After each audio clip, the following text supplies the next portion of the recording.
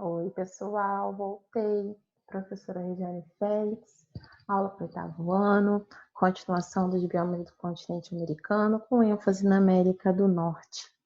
A gente já falou na aula anterior sobre a tundra, taiga, falamos sobre a influência do clima, enfim, a gente vai dar continuidade agora, tá? A gente falou de altitude, de latitude, de correntes de ar, dessas influências, né? Incidência solar, a gente falou no vídeo passado, e agora a gente vai dar continuidade. Então, aqui a gente vai falar sobre a vegetação mediterrânea, encontrada nas Américas, tanto na América do Norte quanto na América do Sul, e também encontrada nessa parte aqui entre Europa e África. Aqui a África também, Oceania, então esse tipo de vegetação ela está espalhada também em alguns continentes. E aqui na parte da América, a gente acha na parte da América do Norte e também na América do Sul. Encontrada nas Américas, na Califórnia, onde é denominada chaparral, e no Chile. Principais características da vegetação mediterrânea, formada por espécies vegetais herbáceas e arbustivas, com algumas árvores esclerófilas, vegetais que possuem folhas duras, e xerófilas. Solos com baixa fertilidade e pedregosos. Fauna, animais de pequeno porte e que precisam de pouca água. São exemplos dessa fauna: ratos, veados, lebres, coelhos, diversos répteis, aves e insetos, tá? Floresta temperada. É típica na zona climática temperada, onde as 4 estações são bem definidas. Surge em latitudes mais baixas, no continente americano, ela aparece na América do Norte, tá? Característica dessa vegetação temperada. É um pouco esparsa, com pequena variedade de vegetais, com espécies caducifólias, por isso perde as folhas no inverno. Alguns exemplos: o carvalho, a faia, o olmo e a bétula. Solo. Nesse ecossistema, que é da vegetação temperada, o solo apresenta uma cor parda devido à matéria orgânica e se apresenta com boa fertilidade. Fauna. A floresta temperada abriga várias espécies de animais, como mamíferos, sendo alguns arborícolas, que vivem nas árvores, e algumas espécies de aves, tá bom? Então, o solo desse tipo de vegetação é um pouco mais rico. As pradarias é uma vegetação típica do clima temperado continental. No continente americano, as pradarias aparecem nos pampas argentinos, Paraguai, no sul do Brasil e nas grandes planícies centrais norte-americanas. Então, elas também aparecem na parte norte do continente americano. Características: vegetação é composta basicamente de capim e alguns poucos arbustos, por isso é muito usada como pastagem. Solo rico em matéria orgânica. Fauna é composta por algumas espécies de cabras, lebres, aves terrestres e outros animais afins, tá bom? Então, o solo é um pouco mais rico no tipo de pradarias. Floresta equatorial e tropical, típica de climas úmidos e quentes da região intertropical. Surge em baixas latitudes, biomas com maior biodiversidade do planeta. Aqui a gente já encontra esse tipo de bioma mais para a porção da América Central e América do Sul. Vocês podem ver que a América do Norte não apresenta, tá? Porque ela está basicamente ligada à linha do Equador.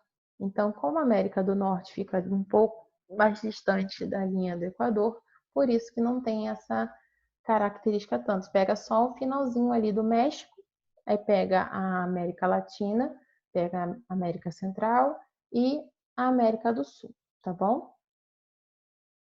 As características dessas florestas tropicais equatoriais.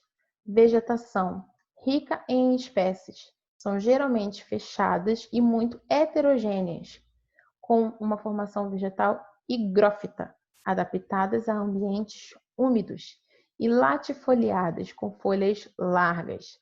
Nelas aparecem árvores de grande e médio porte. No continente americano é representado pela floresta amazônica. Solo. Solo em geral são pobres, são conhecidos como autofágicos, que se alimentam de si mesmos, em função da grande quantidade de humus proveniente das folhas, galhos e troncos. Foi o que eu falei. A própria natureza, ela vai fazendo o ciclo. As folhas caem, os frutos caem, aí vão apodrecendo, vão nutrindo o próprio solo, tá? Mas o que que acontece? Fica mais na parte superficial do solo. Então, quando você vai à parte mais profunda, ele não é tão rico quanto a parte mais exposta, assim dizendo, né? A fauna possui uma fauna riquíssima, com inúmeras espécies de aves, mamíferos, répteis e outras espécies. Vegetação desértica e semidesértica, presente tanto na América do Norte quanto na América do Sul. Aparece no continente americano influenciados por outros elementos naturais, como as correntes marinhas, ou em função da distribuição do relevo, que interfere na circulação atmosférica das massas de ar em algumas regiões do continente, como o oeste dos Estados Unidos, oeste da América do Sul e o sertão nordestino.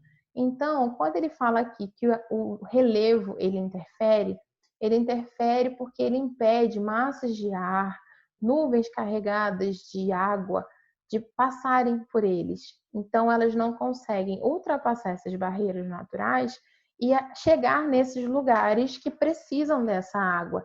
Então, a vegetação ela acaba se adaptando a pouca água, a receber pouca água.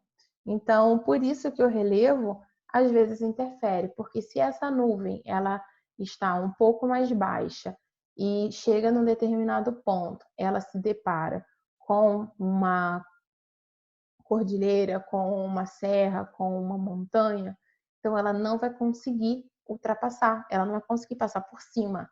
Então ela vai ficar presa ali e ali mesmo ela vai despejar a água que está concentrada dentro dela em formato de chuva. Então ela não consegue ultrapassar esse relevo, essa barreira natural. Então por isso que o outro lado, né, desse relevo fica sem chuva e uma vegetação característica desértica ou semidesértica. Então, a característica dos biomas das áreas áridas e semiáridas.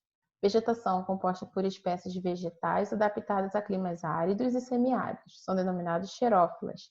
No Brasil, é representada pelo sertão nordestino. Solo, geralmente arenoso ou pedregoso, com baixa fertilidade. Fauna, composta por répteis, insetos e alguns mamíferos também adaptados ao baixo índice hídrico. Então, são alguns animais que acabam se adaptando a ficar um bom tempo sem beber água. Vegetação de montanhas. Encontrada a vegetação de montanhas no continente americano, nas montanhas rochosas na América do Norte, na Cordilheira dos Andes na América do Sul. São os exemplos aí que a gente tem. Nas regiões de montanhas, a vegetação vai variando de acordo com a altitude. Na região tropical, encontramos nos sopés das montanhas a floresta tropical. À medida que a altitude vai aumentando e a temperatura vai diminuindo, vai modificando também as espécies vegetais semelhantes à floresta temperada, depois da floresta de coníferas até chegar a espécies semelhantes à tundra. É comum encontrarmos a neve nos topos mais altos das montanhas das regiões tropicais.